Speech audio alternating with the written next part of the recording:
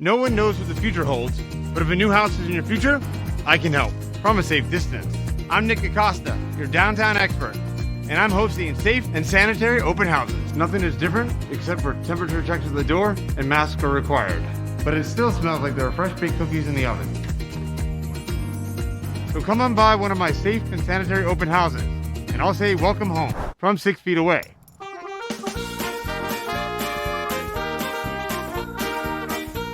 This is Home to All, an all-inclusive real estate podcast with your host, Nicholas Acosta. Nick sits down with guests to talk about real estate and how it works.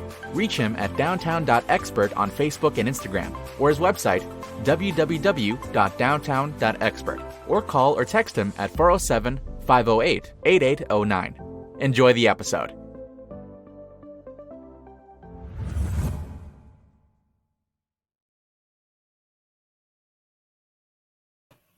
Good morning, everybody. This is Nick Acosta, your host, Home to All, real estate podcast, talking about real estate and how it works. Live for you today from the Home to All studios. Joined again, as always, by Eric Jennings, American Midwest Mortgage, a loan originator, licensed in Florida and also in Ohio. Good morning, Eric. How's it going? Good morning, Nick. I'm doing great. How are you? Doing well. Going good. So before we get started, Eric, I'm going to go ahead and share the question, everybody, that we asked yesterday as a trivia question. We're going to do this on a regular basis now, was what is an ALTA statement? And so we're going to go ahead and I'm going to put up the answer. So it defines ALTA statement is a document you may have heard of. It is a document which outlines all the closing costs you'll need to pay as a buyer or a seller. Did you want to add anything to that as a loan originator, Eric, about the ALTA statement? That is just something that I think everybody needs to understand, that's something that you're going to look at. And also, when we have what's called a CD, a closing document, closing disclosure rather, that shows the same thing as the ALTA statement. It's just something that I think everybody needs to pay attention to, and you'll know exactly what you're going to pay. And I just think that it's very transparent, and it's something that everybody should be aware of and definitely look through their paperwork when they receive the ALTA statement and a closing disclosure. Oh yeah, I completely agree with that, because most of the time, so for those real estate brokers, real estate agents out there listening, and anybody listening, really, even the buyer or the seller, title does a great job of putting this together. Sometimes they've got a lot of closings that they're putting together for closings that are going to schedule at the same time. Everybody's human. Mistakes happen. 9 times out of 10, or the majority of the time, or 99% of the time, they're correct. But still, know what an ALTA statement is, no matter who you are, the buyer, the seller, and then the lender, of course, title, and the real estate agents involved, because we are all human and we miss things sometimes. But look, for real estate agents, look at the commission amounts and make sure it's calculated properly, and also make sure the proper credits or debits are going to the correct side, in case by accident they switch the left column to the right column. They're putting in numbers into software, and mistakes may happen. Software makes mistakes too, so always check that. So be informed about that. Know what it is when you go to closing or prior to closing, because they do send that out to you in advance. Just to let, how far in advance? I know with the closing disclosure, we can ask that, or you can tell them that too, Eric. But usually, how soon does title usually get the ALTA statement out to the buyer and the sellers before closing? It's usually, you have to do it at least 3 days before closing. Okay. Usually, it's about a week before closing. I will say that I've seen them as far in advance as 2 weeks, but that's rare. But as far as closing disclosures, and I'm assuming the ALTA statement is the same way, closing disclosure has to be given at least 3 days before closing. So make sure that you read through it. Make sure that if there's a seller credit, make sure that you're getting the credit. If there's a lender credit, make sure you're getting that credit. And as a lender, I can tell you that any monies that would be misplaced or anything like that, the title company, the lending company, nobody is allowed by law to keep any money that is owed to you. So if something happens, just relax, contact your lender, contact your real estate agent, contact the title company. You will get your money. And then another thing to check. So, and also, as Eric points out about the closing disclosure 3 days, title does balance the sheet with the closing disclosure from the lender, and then some of the numbers could change, but usually they change very slightly. Still, when you get the closing, or I'm sorry, not just the closing disclosure. Yes, obviously check the closing disclosure as well as the buyer, the seller, or the real estate agent, but also check the Alta statement that comes out to you again right the day before closing, because some of the numbers may have changed slightly, and just want to revisit that and check to make sure that everything still looks in place, and that especially if the seller has a payoff to the mortgage, making sure that the payoff is in the correct column 1, and also that is going to the proper bank to pay off your loan at closing, because mistakes happen. We are human, and software makes mistakes too. Wouldn't you agree with that, Eric? Just to make sure that that's all in place too at the end, so, right? I mean, like the day before closing, after all the final numbers are done.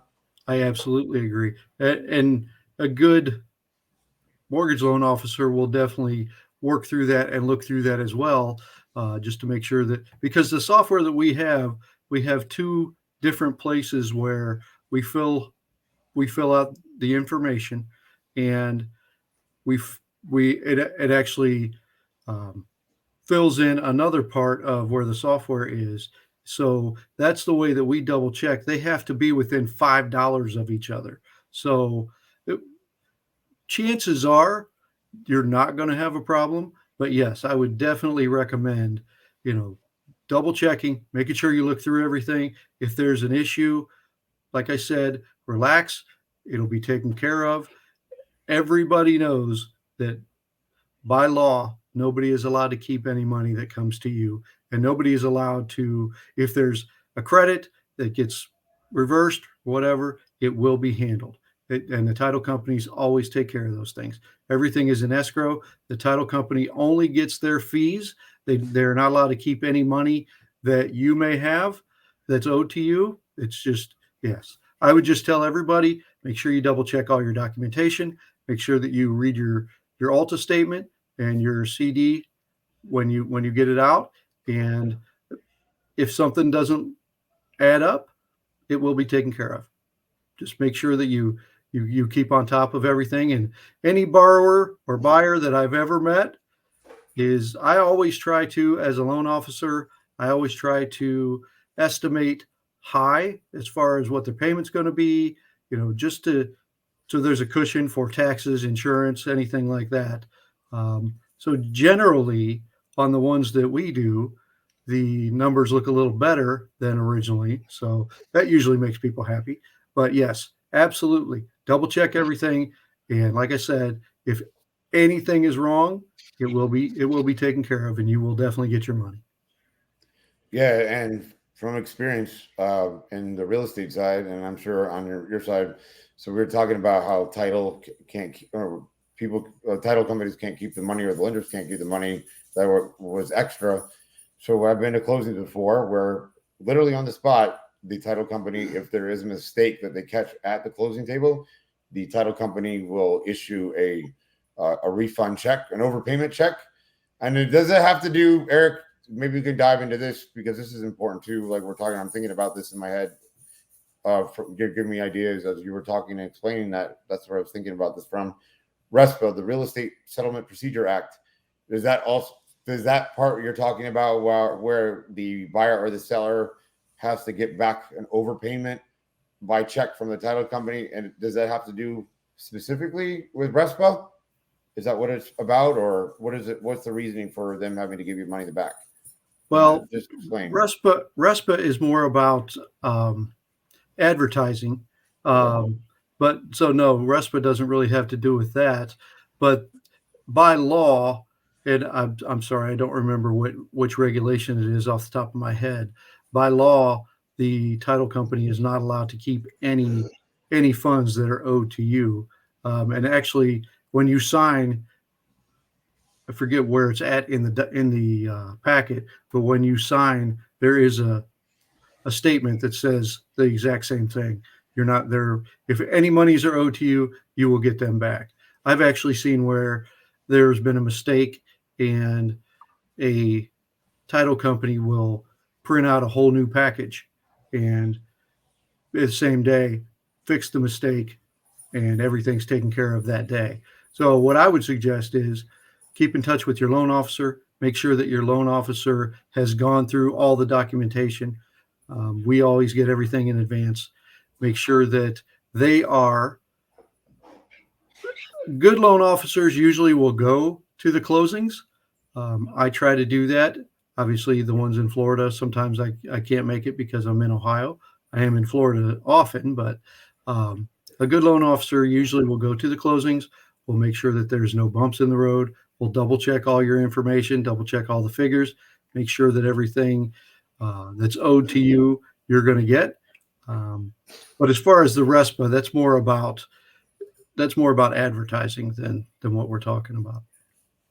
All right. No, I appreciate you clearing that up, Eric, because there's a lot of times the consumer, since we're here as me as a real estate broker and you as a loan originator, we're here to, help get you the resources to educate you on the process. I know sometimes the reason I only brought it up, a lot of times I've worked with buyers before or sellers that get confused when they see the word RESPA because that word gets thrown around a lot, even to consumers. And I just wanted to make sure we clarify that. So I appreciate that clarification on what it was that it dealt with more on the advertising side.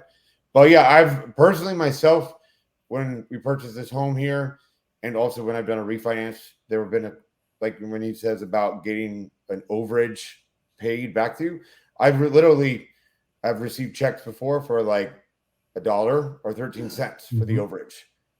And I know people are saying, oh, that's probably when they get the check. I look at that, sometimes you get, not saying necessarily from a title company, but I like from credit card companies in the past, if I overpaid or something, they send me a check for $1. I look at that thing. Are you kidding me?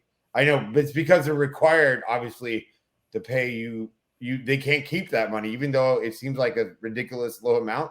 That 8 cents or $1, they have to by law return that money to you. So I know even if you get a piece of mail from title after closing for 8 cents or $1, don't be like confused or alarmed. They owe you that money. They can't even keep that 8 cents. So yep, absolutely. Yep. So I mean, it's funny to see those checks, but because they're required to do so, you're like, wait, what am I going to do? Deposit this check? Yeah, right. No, I think I got one for 7 cents one time. So yeah. Oh yeah, well, especially with postage today, the postage costs more than that check took to print. So, sure does. Yep. Yeah. But all good. So I guess diving back into for the part 2, I guess Eric, is there anything else that you wanted to talk to? I mean, we pretty much covered most of the pre-approval process yesterday, but I guess the question I've been asked before that we can address on this episode today about a continuation of pre-approval process. So we talked about this when you joined us on our brokerage meeting the other day. I believe it was Tuesday. Right, Tuesday night. And you mentioned, so we talked about this yesterday with cash offers as well as, traditional loan offers, whether it be FHA, VA, FHA, VA, or conventional. My question then for the listeners, from what I've heard out there in the world and in the field. So we were talking about how if somebody was to buy a house or put an offer on a house that is listed for, let's just say, to make the math a little easier, $400,000, and they want to offer $350,000, and you worked with that buyer, getting them pre-approved for, let's say let's just say $500,000. So the list price is $400,000. They're pre-approved after they talk to you and you run their information and you verify their income and stuff preliminary. They're pre-approved for $500,000, and say, just for instance, they want to put an offer for $350,000. The real estate agent sends over the pre-approval letter from you that says $500,000, but with a contract, as is contract, that says we want to purchase this for $350,000. But this is what we want to offer. And that gets out to them. Now, you mentioned, I think it was probably, you mentioned on Tuesday night, and I think you touched on this yesterday too in the other episode. what if you, this is because we talk about communication key. What if, obviously, this doesn't happen all the time. I mean, I have personally myself years ago submitted pre-approval letters from a lender that was higher than we were offering, and the buyer's offer still is accepted at like the $50,000 or $100,000 less than what the pre-approval letter said. But obviously, there are some time to time. It doesn't happen all the time. I think what happens more so if there are more offers, especially like during the lockdown period that we had, and there was a rush, the interest rates that were falling to like 2.87% or whatever at the time. I mean, obviously those rates vary, so we're not quoting anything, but and then if there's like 40 offers in the table, then the listing agent will advise their seller, hey, well, we listed it for 400. They were pre-approved for 500,000, 400,000, or they're making this listed for 400,000. They're pre-approved for 500,000. They want to offer, they're offering 350,000. We should come back and say, no, we want the full 400. You're pre-approved to 5. Now, I always, like I told in my class or my meeting the other day, and I think I may have mentioned this yesterday, we talk about communications. Like if you're working on a file for my buyer, say this as the loan originator, and you get the pre-approval, I will always be very transparent and disclose the loan originator, like you, Eric, to the selling agent side and say, here, this is a pre-approval. I know it's in front of you. I know it's a piece of paper, but this is a strong offer with a strong pre-approval. However, feel free to reach out to the loan originator, Eric Jennings, American Midwest Mortgage, who's licensed in Florida as well as Ohio. Here's his information. Talk to him. See, that way you have a very good, strong discussion with your seller, and knowing that, hey, look, I talked to the buyer's lender, right? And they said that this is going to be something that will have a very good chance of closing in 30, 45 days or whatever it may take, right? Mm-hmm.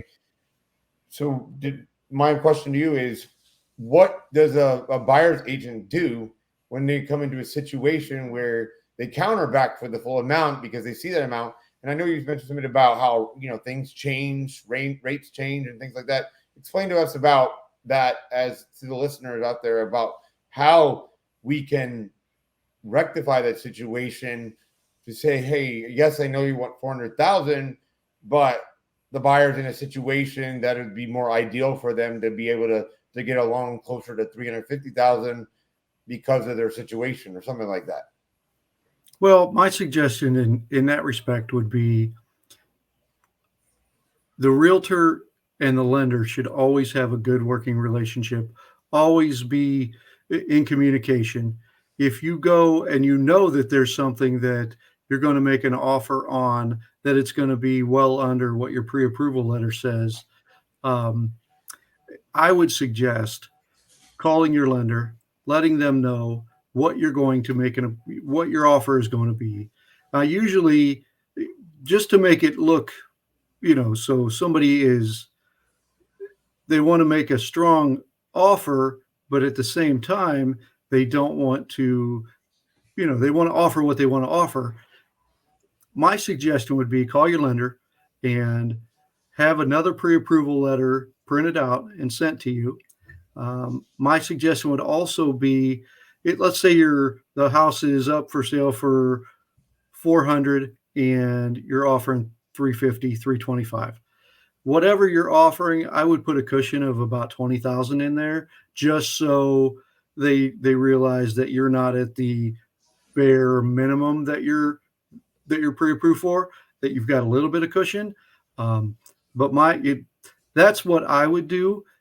I would always make sure that you're in contact.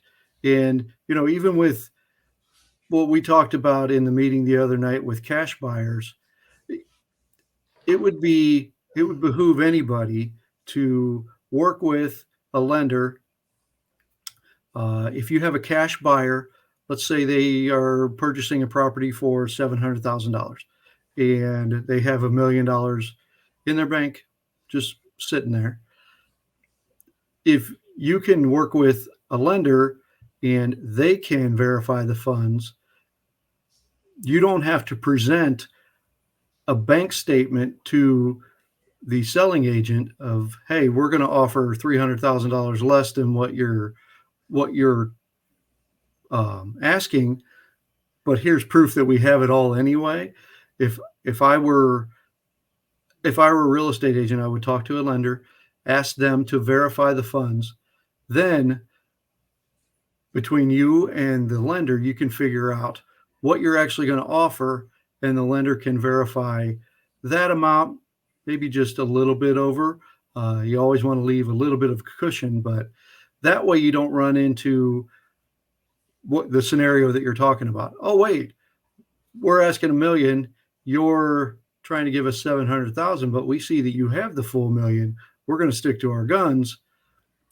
That's not to say that you're not going to have, a counter offer. That's why I think you should leave a cushion in there, but I don't think you should ever fully, show all of your assets if you don't have to, if that makes any sense. No, that makes perfect sense. Thank you for explaining it to us, because I just wanted, it's key. Basically what I'm getting from it, and I'm sure you'll agree, Eric, and anyone listening, that key is communication between all parties in the transaction. We've mentioned this in, I believe, yesterday maybe, and then also definitely in my hour meetings with my brokerage, that listen to this. It's about taking care and working closely and communicating with your customer.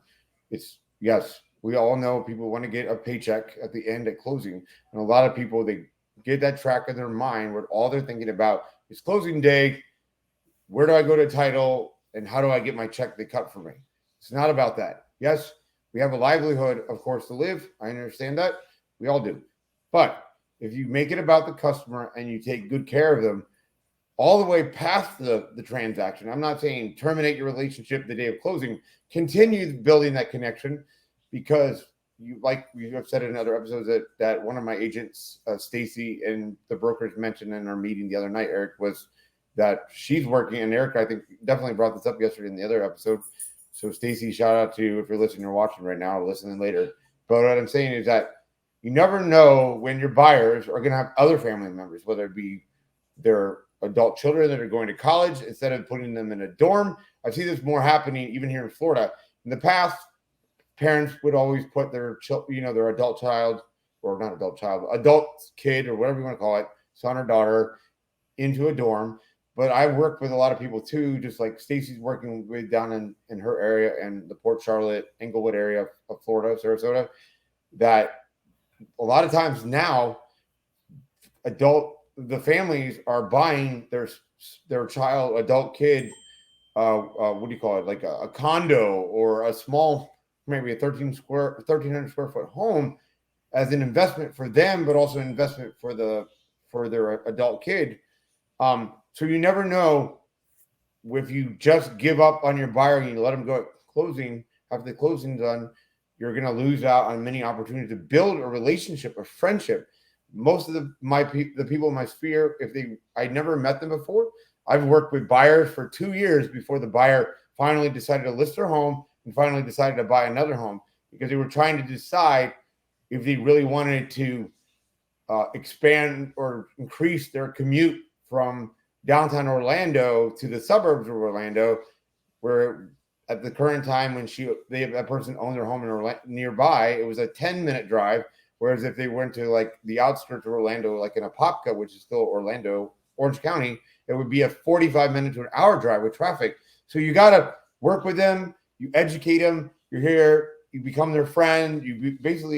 Most all the people that I've worked with have all become like family to me. So it's all about communicating. You want to work. I always say in this business, don't put any negativity or don't speak negatively about your peers or your colleagues in the real estate business, or lenders or title on the other side. It's all about working together with the common goal. The common goal is not for you to make a commission or us to all make commission. The common goal is that your buyer, if I'm representing the buyer as a transaction broker, and we're working with a listing agent and their seller, it's about all sides coming together so all sides are happy in the agreement. And if you communicate, there should be no issues.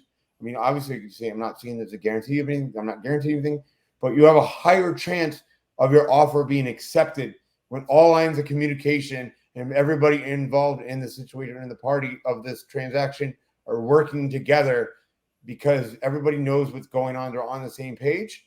Because if you don't do that, that's how things fall apart. And then you wouldn't be successful in the real estate business. And eventually you wouldn't be able to support yourself, because if you don't communicate, you don't continue to build relationships. So that's pretty much the last thing. And I know I'm long-winded here today, Eric, and running out of breath from talking about it. But I'm just like, woke up this morning very passionate about this topic and about you and I talked about offline too, and what I communicate with my agents in the brokerage about how this is important. That's why I got into this business. I saw the things that I liked and didn't like in my experience before I was a broker. Nothing bad on either side.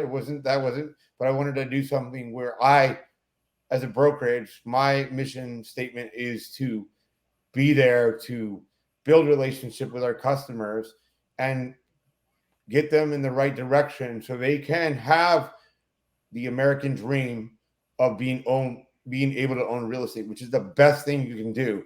Not only as an investment, but your home does create an emotional attachment to your home, and you take pride and joy in taking care of your home. And that's a very special thing to me. And I know it is with you, Eric.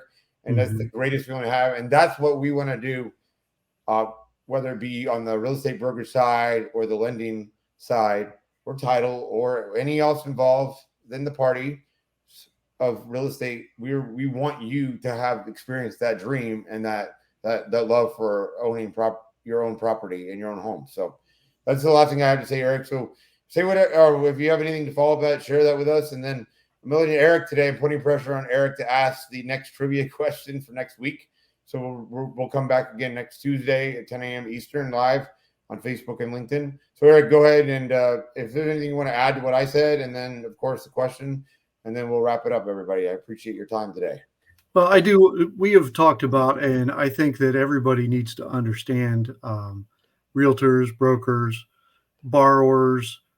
If you don't have somebody that is in constant communication, and I'm not saying we all get busy. I could be in a meeting, you could be in a meeting, the borrower could be at work, whatever, but don't leave somebody hanging. You get time, call them back, shoot them a quick text. Constant communication period with all the people involved, title company as well, that's key to getting a deal done. But as far as what we were talking about earlier, you and I have talked, like you said, offline about this. Business is more about relationships and more about people than it is money. If you treat people right, the money will come. Everybody knows that we all need to make a living. But it's how you treat people while you're doing that.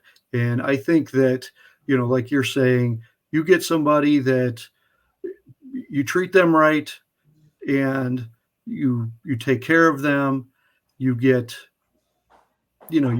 not only do you get the satisfaction of helping them, but down the road, and maybe other family members like you're talking about, maybe their children, anything like that, because the better service that you give somebody and the more that they understand that you truly care about them, the more they're going to recommend you, the more they're going to refer you.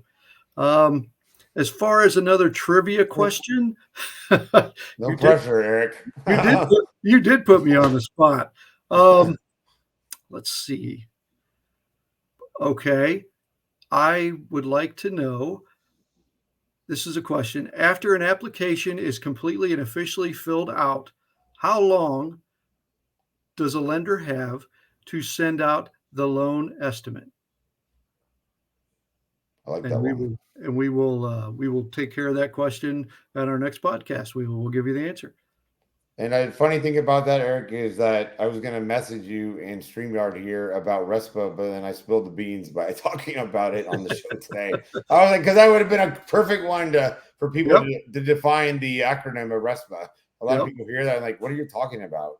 So it's all good. But all right, yeah, loan estimate. That's a good one because that's very important. So It is. do your homework, everybody, because there's a lot of regulations involved to make sure that's done correctly. So, all right, Eric. Well, thank you for joining me. And Eric's up there in beautiful Ohio. And yesterday he told me on the phone that I was making him jealous about the sunshine and the heat down here. I'm just kidding. It's all good. All fun and games. All fun and games. Oh, Eric will right. actually. No, he'll be here September 7th in Tampa at Stewart Title. And then American Midwest Mortgage, him as the loan originator, will also be the sponsor of the class. We're going to be doing 3-hour ethics continuing education that counts toward your 14-hour every 2-year requirement of continuing education. I'd love to see you guys all out there. We're going to have a nice venue there, like a stadium style, like theater seating, and that thanks to Alan Denham at Stewart Title for lending us the space. And then in October 20th, we'll be in Miami. And I told Eric last night on the phone that when we go to Miami and he looks out of the high rise at the skyline, he's never going to leave Florida. So it's all good because it's going to taunt him when he sees the water when he goes to Miami for sure. Not that Tampa Bay, where I live, is not rough in it either. I mean, we have beautiful. No, but my daughter lives in Miami as well. Yeah. So I definitely have Oh, then he's in trouble. Yep. Yeah, Eric's in trouble, especially after he remembers that once he sees the beautiful skyline again and then his daughter's there, he's never leaving for sure. Yep. So we'll have to drag him back to Ohio. There you go. All right, Eric. Well, you have a good day, everybody. Thank you for listening. We really appreciate this. Have a great weekend coming up, and I look forward to seeing everybody next week on Tuesday. And I'll talk to you again later, Eric. And have a good day, everybody. Okay. All right. Thank you. Eric. You guys All have right, a great day, and we look forward to it. And we'll see you next week. See you guys next week. All right, Eric. I'll talk soon.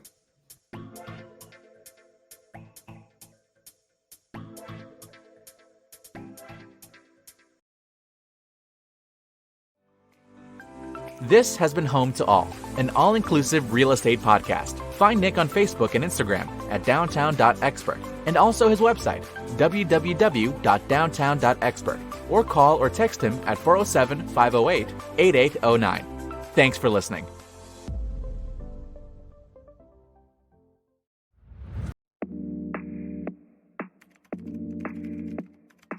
Don't spend hours or days looking for your new home. Let a downtown Central Florida expert guide you. I'm Nicholas Acosta, and I'm here to welcome you home.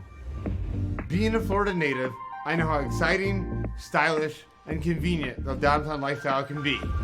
From the nightlife scene in the heart of downtown to the natural beauty of Florida. I'm Nicholas Acosta, and I'm here to welcome you home.